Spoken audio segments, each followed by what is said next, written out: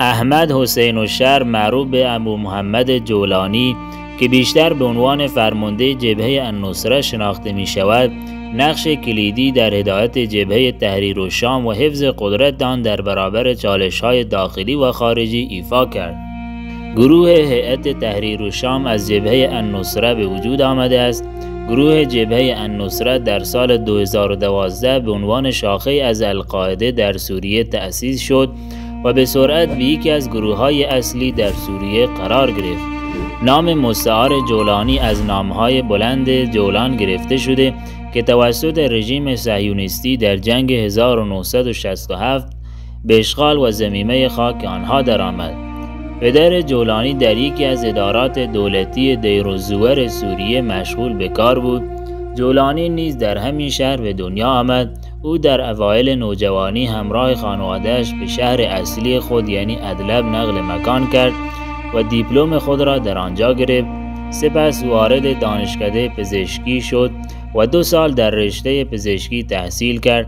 در سال 2003 در حالی که در سال 3 پزشکی بود به عراق رفت و به گروه القاعده تحت رهبری ابو مصعب زرقاوی پیوست. او به سرعت در القاعده پیشرفت کرد و به یکی از نزدیکان ابو مصعب زرقاوی رهبر وقت این سازمان تبدیل شد.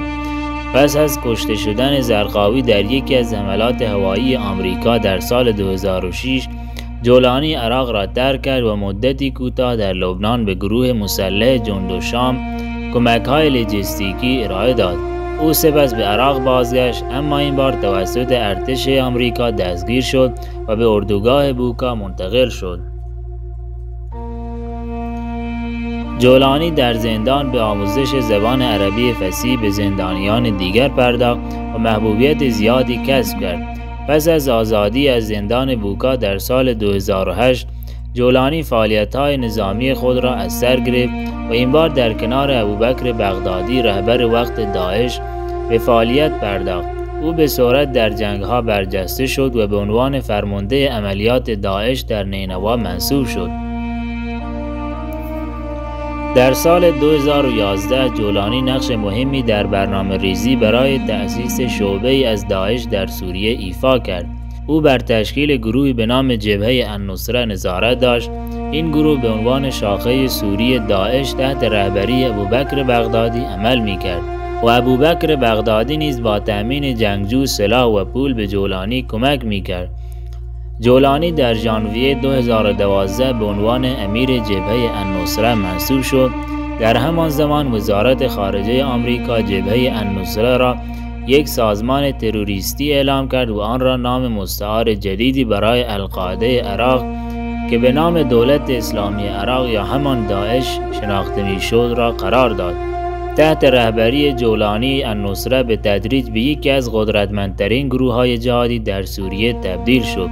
در آوریل 2013 ابوبکر بغدادی تصمیم گرفت جبهه النصره را منحل کند و جایگاه آن را به عنوان یک گروه فرعی در دولت داعش تقلیل دهد. این اقدام ابوبکر بغدادی تمام رهبران و تصمیم‌گیری‌های جبهه النصره را تحت کنترل او در می‌آورد. اما جولانی با این تصمیم مخالفت کرد و سوگند وفاداری به ایمن الظواهری رهبر القاعده خورد و ایمن الظواهری نیز درخواست جولانی را برای حفظ گروهش به عنوان یک نهاد مستقل را تایید کرد. این در حالی بود که النصره قبلا با ابوبکر بغدادی بیعت کرده بود. این تغییر در وفاداری النصره را به شاخه رسمی القاعده در سوریه تبدیل کرد. اما این امر منجر به درگیری‌های بین جبهه النصره و داعش برای کنترل سرزمین‌های اشغال شده سوریه تبدیل کرد. النصره با سایر گروه‌های مخالف سوری نیز درگیر می‌شد، گاهی به آنها حمله می‌کرد و گاهی اوقات سرزمین‌هایشان را تصرف می‌کردند. همچنین جبهه النصره وارد برخی از نبردها علیه ارتش آزاد سوریه شد. با این حال در برخی مناطق تحت کنترل مخالفان، به ویژه جایی که بیشترین جنگجویان آن سوری بودند و بسیاری از آنها علیه نیروهای آمریکایی در عراق جنگیده بودند، در کنار این گروه‌ها عمل می‌کردند. جولانی در مصاحبه خبری که در سال 2015 بود اظهار داشت که النصره هیچ برنامه‌ای برای حمله به اهداف غربی ندارد و اولویت آنها مبارزه با رژیم سوریه حزب الله و دولت اسلامی داعش است.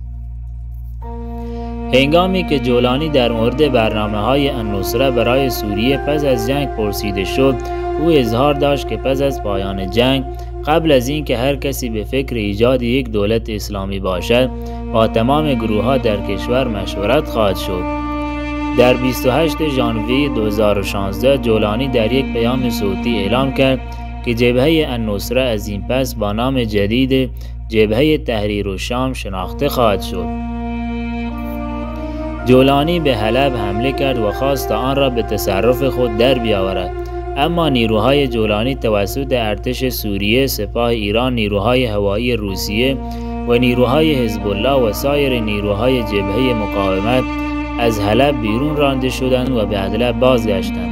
در 29 نوامبر 2024 نیروهای تحریر الشام در حالی که از تجهیزات جدیدی مانند پهپادهای انتحاری برخوردار بودند و حتی نوع لباسهایشان با قبل فرق داشت، به حلب حمله کردند و توانستند بخش‌های زیادی از آن را مجدداً اشغال کنند.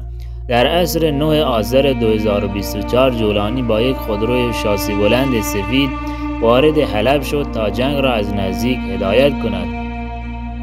بعد از حلب جولانی به شهرهای حما، حمص، دمشق، درعا، سویدا و غیره حمله کرد.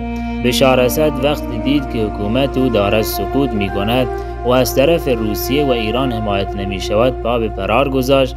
لذا حکومت بشار اسد سقوط کرد و به دست مخالفان اسد افتاد.